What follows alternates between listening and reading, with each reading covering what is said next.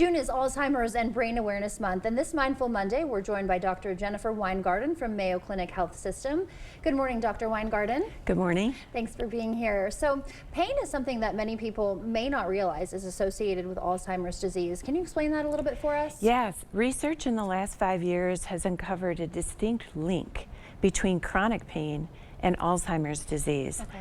We have yet to determine if the presence of chronic pain actually helps the development of Alzheimer's disease, and that is due to an area deep in the brainstem called the locus coeruleus, and it is the regulator for neuroinflammation. So when this area perceives a distress in the central nervous system, it engages other cell types to release a cascade of neuroinflammation. That is the pathogenesis of chronic pain. It also appears to be the distinctive factor of Alzheimer's dementia relating to even cognitive function. So patients with chronic pain may go on to develop cognitive disabilities through that process. And just as patients with Alzheimer's disease, the longer the disease goes on, will develop increased pain. Okay. This is a problem as treatment may go undertreated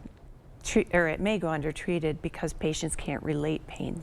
Okay. Yeah. And it is something, the pain does worsen as the disease progresses? Absolutely, Okay. right. And it's a typical pain called neuropathic pain, so it requires specific treatments that are focused on the central nervous system. Okay. And so we often hear about palliative care, you know, in relation to terminal illnesses. How does palliative medicine specifically help these patients? Yeah, palliative medicine is a very unique branch of medicine.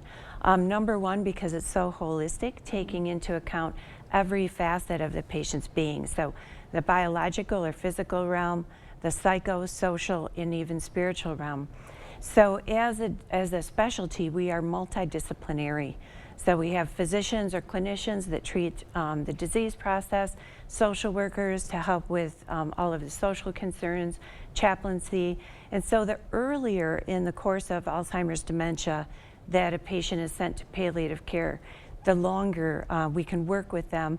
And we're really set in place to walk the journey with the patient and family, helping them navigate the medical system and make choices appropriate for them in a patient with Alzheimer's dementia. Okay, very important there. And so as Alzheimer's advances, patients can lose the ability to recognize loved ones. We know that, engage in logical conversations, but it's still important to provide emotional and physical and support at this stage. Why is that? Yeah, absolutely. You know, we're all still human, no matter what our cognitive function is. Right. And we need to feel secure, and we need to feel cared for.